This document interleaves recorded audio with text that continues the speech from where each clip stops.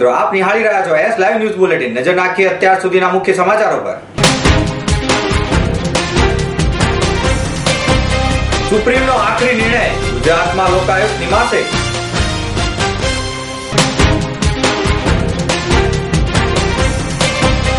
Narmada dam પ્રથમવાર જુલાઈમાં overflow, ઐતિહાસિક ઘટના।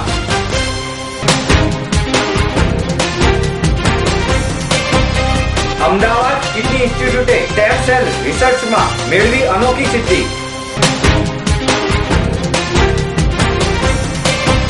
ગુરુદાસ કામતના મોદી પર આકરા પ્રહારો।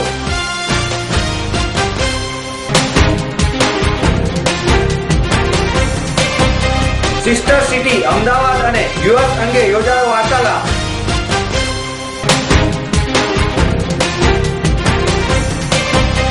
આજથી ચતુર્માસનો પ્રારંભ, લગ્ન આદિ કાર્યો બંધ, ધાર્મિક કાર્યો થશે બમણા। ગુજરાતના લોકાયુક્ત તરીકે જસ્ટિસ આર.એ. મહેતાની નિમણૂક બહાલ રાખતા સુપ્રીમ કોર્ટના ચુકાદા અંગે પુનઃવિચાર કરવા દાદ માંગતી ગુજરાત સરકારની ક્યુરિટ પિટિશન સુપ્રીમ કોર્ટે ફગાવી દીધી હતી। સુપ્રીમે ગુજરાત સરકારની ક્યુરિટ પિટિશન ફગાવતા રાજ્ય સરકારને ફરી એકવાર જોરદાર લપડાક પડી છે। આ સાથે જ ગુજરાતના લોકાયુક્ત તરીકે જસ્ટિસ આર.એ. મહેતાની નિમણૂક બહાલ રહી છે। બીજી તરફ જસ્ટિસ મહેતા લોકાયુક્ત ન બની શકે એ માટે રાજ્ય સરકારે રાજ્યપાલના આ નિર્ણયને સુપ્રીમમાં પડકાર્યો હતો। ગુજરાતમાં લોકાયુક્તની નિમણૂક માટે રાજ્ય સરકારે 3 વખત નામો પસંદ કરી અને હાઈકોર્ટના મુખ્ય ન્યાયમૂર્તિશ્રીને અને માન્ય ગવર્નરશ્રીને નામો મોકલી આપેલા હતા। જુદા જુદા કારણસર એના ઉપર નિર્ણય ઘણા લાંબા સમય સુધી ગવર્નરશ્રીઓના ત્યાં થયો નહીં। ફાઇલો પણ ત્યાં ઘણા વખત સુધી પેન્ડિંગ રહી અને ત્યાર પછી જે પ્રશ્ન ઉદ્ભવ્યો એ એક બંધારણીય પ્રક્રિયાના ભાગ સમાન હતો કે ગવર્નરની સત્તામાં આવે કે રાજ્ય સરકારની સત્તામાં આવે, આ કાયદાકીય પ્રશ્ન હતો। એટલે કાયદામાં જે ગવર્નરની સત્તાઓનો ઉલ્લેખ કર્યો છે એમાં મોટાભાગના કાયદાઓમાં અર્થઘટન એવું થાય છે કે રાજ્ય સરકારનું મંત્રીમંડળ જે નિર્ણય કરે એ નિર્ણય એ ગવર્નરશ્રીએ અમલમાં મૂકવાનો હોય છે। એ પ્રમાણે રાજ્ય સરકારનો અમારી માન્યતા છે અને હતી, એ પ્રમાણે અમે કાર્યવાહી કરી। એના ઉપર કોર્ટોમાં જે પ્રમાણે લિટિગેશન થયા, જુદી જુદી કોર્ટોના જે પ્રમાણે હુકમો થયા અને છેવટે નામદાર સુપ્રીમ કોર્ટમાં પણ રિવ્યુ પિટિશન થઈ, એમાં પણ જે નિર્ણય થયા, તો આ કોઈ વ્યક્તિ વિશેષ માટે કોઈ નિર્ણય અટકાવવાની વાત ગુજરાત સરકારે કદી જ કરી નહોતી। ગુજરાત સરકારનો જે વાંધો હતો એ પ્રક્રિયા સામે હતો, પદ્ધતિ સામે હતો અને બંધારણીય જોગવાઈઓના અર્થઘટન માટે હતું। હવે જ્યારે સુપ્રીમ કોર્ટે આ અંગે ચુકાદો આપી દીધો છે ત્યારે અમે અત્યારના જે લોકાયુક્ત છે માન્ય મહેતા સાહેબ, એમને અગાઉ પણ અમે આમંત્રણ આપેલું છે કે તમે તમારી ઓફિસનો ચાર્જ લઈ શકો છો। વિધાનસભામાં પણ આ અંગે મેં અગાઉ જાહેરાત કરેલી હતી, વિધાનસભાના રેકોર્ડ ઉપર પણ આ બાબત છે।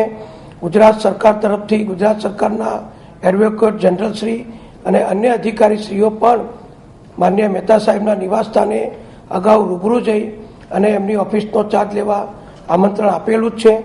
કોઈ પણ કારણસર હજુ સુધી એમણે ચાર્જ નહોતો લીધો એ અલગ વિષય છે, પણ ગુજરાત સરકારે બંધારણીય રીતે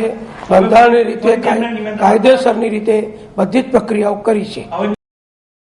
સુપ્રીમ કોર્ટે તાજેતરમાં જ જે ચુકાદો આપ્યો છે તે પિટિશન કેસમાં વકીલોને ગુજરાત સરકારે કેટલી ફી ચૂકવી તેનો પણ સમાવેશ થતો નથી। રાજ્ય સરકાર મુખ્યમંત્રીની એ લડાઈમાં એ બંને મહાનુભાવો કશું ગુમાવવાનું ન હતું, પરંતુ આ લડતમાં પ્રજાના રૂપિયા 45 કરોડ ખર્ચાઈ ચૂક્યા છે।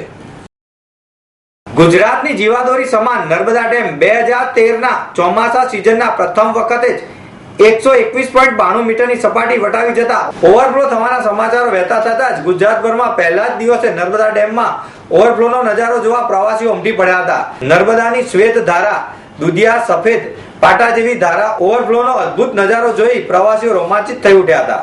સામાન્ય રીતે નર્મદા ડેમ ઓગસ્ટ સપ્ટેમ્બરમાં ઓવરફ્લો થાય છે, પરંતુ પહેલીવાર જુલાઈમાં ડેમ ઓવરફ્લો થતા જ નવો વિક્રમ સર્જાયો છે। 53 વર્ષ વટાવી ચૂકેલા નર્મદા ડેમને 30 દરવાજા લગાડવાના બાકી છે. ચોમાસા પછી આ નવા દરવાજા લાગશે. વિશ્વભરમાં અત્યારે સ્ટેમ સેલ દ્વારા વિવિધ રીતે સારવાર અંગે સંશોધનો ચાલી રહ્યા છે. કિડની, લીવર, પેન્ક્રાઇટિસ, હાર્ટ, આહીના સેલ્સ. સંશોધકોની 12મી આંતરરાષ્ટ્રીય પરિષદ ઇટલીના મિલાન શહેર ખાતે મળી હતી. આ કોન્ફરન્સમાં HL Trivedi, doctor Pankaj Shah, doctor Arun Vanikar, doctor Uman Thakkar, doctor Vivek કોટેજ અને શ્રુતિ દવે ગયા હતા. રિસર્ચ પેપરમાં જુનિયર રિસર્ચ ઓફિસર કુમારી શ્રુતિ દવેના in vitro generation of the T regulatory cells young investigator award એનાયત કરવામાં આવ્યો. આ અંગે ડોક્ટર HL ત્રિવેદીએ જણાવ્યું કે એમાં મોટામાં મોટી જે નવી રિસર્ચ છે which is one of the strongest research point એ છે કે અમારી પાસે સ્ટેમ સેલ્સ છે કે જે ઇન્સ્યુલિન બનાવે છે દર્દીની અંદર. અને જે અમે કોન્ફરન્સમાં પિયર રિવ્યૂમાંથી બધું we have navigated it through the group of scientist. એટલે we are very happy about it કે અને એ લોકોને નવાઈ લાગી ને અમને પણ સરપ્રાઈઝ અને આનંદ થયો કે આપણે આખી દુનિયામાં અત્યારે આ સ્ટેપ ઉપર આગળ છીએ. કારણ કે ડાયાબિટીસની અંદર છેલ્લા 25 વર્ષથી આ લોકો આવી કોઈ રિસર્ચના બ્રેક માટે પ્રયત્નો કરી રહ્યા છે પણ they have not succeeded which we have succeeded. અચ્છા, ડાયાબિટીસના પેશન્ટ માટે કઈ રીતે આ શક્ય? બધી રીતે ઉપયોગી થશે. જેને જુવેનલ ડાયાબિટીસ છે એના માટે પણ we are very close to having a final break એનું જે છે એ પણ આમાં છે. અને બીજું એ છે કે કોઈ પણ ડાયાબિટીક 30 થી 40% diabetes patient develop kidney failure.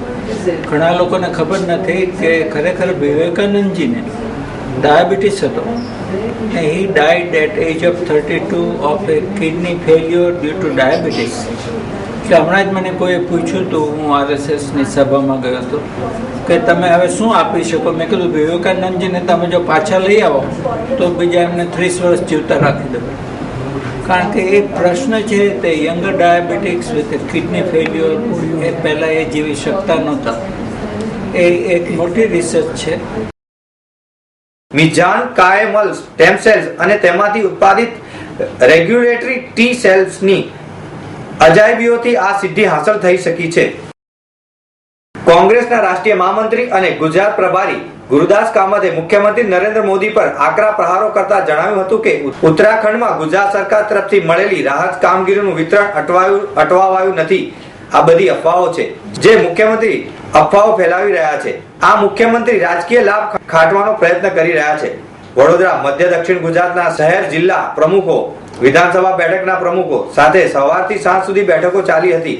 મોદીના નામનો ઉલ્લેખ કર્યા વગર કામતે જણાવ્યું કે રાષ્ટ્રીય સ્તરે જેને લઈ જવાના નામથી જ પક્ષમાં દરાર પડવા લાગી અને રાજીનામા પડવા લાગી ગયા છે તે વ્યક્તિ PM કેવી રીતે બની શકે? દેશની યુવા શક્તિ PM પદ માટે રાહુલ ગાંધીને જોવા ઈચ્છી રહી છે અને રાહુલ ગાંધી PM હોવા જ જોઈએ તેવું ગુરુદાસ કામત વ્યક્તિગત રીતે સ્વીકાર્યું. કામતે વધુમાં જણાવ્યું કે ગુજરાતમાં લોકસભાની વધુમાં વધુ બેઠકો હાંસલ કરવાની અમે રણનીતિ ઘડી રહ્યા છીએ. Indo American chamber of commerce ઉપક્રમે સિસ્ટર સિટી અમદાવાદ અને US અંગે અમદાવાદના મેયર મીનાક્ષી પટેલ સાથે વાર્તાલાપ યોજાયો હતો. જેમાં વિશ્વના વિવિધ શહેરો સાથે અમદાવાદ શહેર સાથે સિસ્ટર સિટી રિલેશન અંગે માહિતી આપવામાં આવી હતી. જેમાં જુદા જુદા બે શહેરો વચ્ચે તેના શૈક્ષણિક, સાંસ્કૃતિક, આર્થિક, વ્યવસાયિક અને વેપાર રોજગાર ક્ષેત્રની પરસ્પર સહયોગ સાધીને વિકાસલક્ષી પ્રવૃત્તિ કરવામાં આવે છે.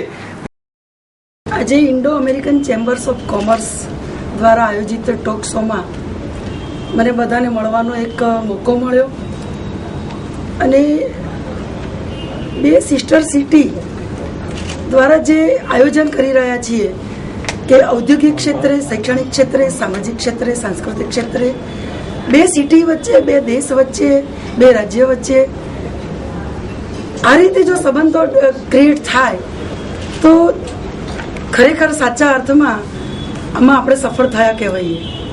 શિક્ષણની બાબતમાં છે કે ઔદ્યોગિક ક્ષેત્રે છે એમાં અને સાંસ્કૃતિક આદાન પ્રદાનમાં અમે જોડાવા માંગી રહ્યા છીએ અમદાવાદ સિટી તરફથી.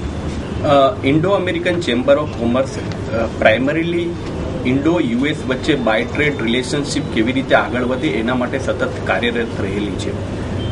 કેટલાક વર્ષો પહેલાં અમે એવું અનુભવ્યું ખાલી બિઝનેસ અને ટ્રેડ રિલેશનશિપ ડેવલપ કરવા સાથે સાથે વી નીડ ટુ અન્ડરસ્ટેન્ડ કે કલ્ચરલ રિલેશનશિપ પણ કેવી રીતે આગળ વધે. કારણ કે બિઝનેસ અને cultural relationship goes hand to hand અને યુએસમાં એક બાબત સારી છે કે ત્યાંની જે લોકલ ગવર્મેન્ટ છે they are much more powerful, they do much better thing because એ લોકોની એક લોંગ હિસ્ટ્રી રહેલી છે in development of the process. ઇન્ડિયામાં આપણે એક બાબત સારી છે કે આપણે ડેવલપમેન્ટ ભલે મોડું ચાલુ કર્યું પણ આપણે એકદમ ઝડપી પ્રગતિથી આગળ વધી રહેલા છીએ. તો દરેકે દરેક લોકલ ગવર્મેન્ટ અમેરિકામાં રહેલી છે એમની સાથે એક સિસ્ટર સિટીનો કોન્સેપ્ટ ડેવલપ કર્યો અને આ સિસ્ટર સિટીનો કોન્સેપ્ટ એમને પણ બહુ પસંદ આવ્યો. એટલે આપણે કોલમ્બસ સાથે એમના 200 વર્ષ પૂર્ણ થયા હતા લાસ્ટ યર. એટલે Indo American chamber of commerce અને ત્યાં અમદાવાદ મ્યુનિસિપલ કોર્પોરેશનના માર્ગદર્શન હેઠળ આપણે એ સરસ રીતે કાર્યક્રમમાં ભાગીદાર બન્યા અને એના કારણે ઘણા લોકોને બિઝનેસ, કલ્ચરલ એ બાબતો સમજવાનો મોકો મળ્યો. મેયરે જણાવ્યું કે અમદાવાદની હેરિટેજ સિદ્ધિ તેમજ વિકાસ કાર્યો માટે બે શહેરો વચ્ચે આદાન પ્રદાન થાય છે. તેના કારણે નાગરિકો અને શહેરને ફાયદો થાય છે. આજે છે દેવસ્ય એકાદશી, જેને દેવપોઢી 11 પણ કહેવામાં આવે છે. આજથી હિન્દુ માસનો પ્રારંભ થશે, જ્યારે હિન્દુ સંન્યાસીઓના ચાતુર્માસનો પ્રારંભ 22 જુલાઈ એટલે કે ગુરુ પૂર્ણિમાના દિવસથી થશે. હિન્દુ ચાતુર્માસનો પ્રારંભ થતા લગ્ન આદિ કાર્યો બંધ થશે, એટલે કે આજથી લગ્નોના ઢોલ ડબુકતા બંધ થશે અને ધાર્મિક કાર્યો બમણા થઈ જશે. આજથી હિન્દુ ધર્મના પવિત્ર ચાતુર્માસનો પ્રારંભ થાય છે. ચાતુર્માસ એટલે 4 મહિના. અષાઢ સુદ 11, જેને દેવ શયની એકાદશી કહેવામાં આવે છે, આજથી વિષ્ણુ ભગવાન શયન કરશે. આજથી શરૂ કરીને કાર્તક સુદ એકાદશી, કે જેને દેવ ઉઠી એકાદશી કહેવામાં આવે છે, ત્યાં સુધી ચાતુર્માસ ચાલે છે. એટલે કે અષાઢ સુદ 11થી કાર્તક સુદ 11 સુધી ચાતુર્માસ છે. આ દરમિયાન ઘણા બધા મહત્વના તહેવારો આવે છે. અષાઢ માસમાં જયા પાર્વતી વ્રત આવે છે, ગુરુ પૂર્ણિમા આવે છે, અષાઢી અમાસ અને દિવાસો કહેવામાં આવે છે. શ્રાવણ મહિનો શિવ અને વિષ્ણુ એની પૂજાનો મહિનો આવે છે. એવી પ્રણાલી પ્રાચીન કાળથી આપણા દેશમાં ચાલી આવે છે. એ ચાતુર્માસ દરમિયાન સંતો, મહંતો, મહાત્માઓ કોઈ એક ઠેકાણે સ્થિર રહીને લોકોને જ્ઞાનનો, ધર્મનો ઉપદેશ આપે છે. આપણી પૌરાણિક માન્યતા અનુસાર દેવસ્ય એકાદશીને લઈને દેવ પ્રબોધિની એકાદશી સુધી ભગવાન રોજ શૈયા ઉપર શયન કરે છે, જ્યારે ભાદરવા સુદ એકાદશી એ ભગવાન પડખું ફેરવે છે. માટે આ એકાદશીને પાર્શ્વવતીની કે પરિવર્તિત એકાદશી પણ કહેવામાં આવે છે. ચાતુર્માસ દરમિયાન અનેક સ્થળોએ કથાનું આયોજન થશે. તો મિત્રો, આ હતા અત્યાર સુધીના મુખ્ય સમાચાર. સમાચારની ખાસ ગતિવિધિ માટે આપ નિહાળતા રહો S Live ન્યૂઝ બુલેટિન. નમસ્કાર.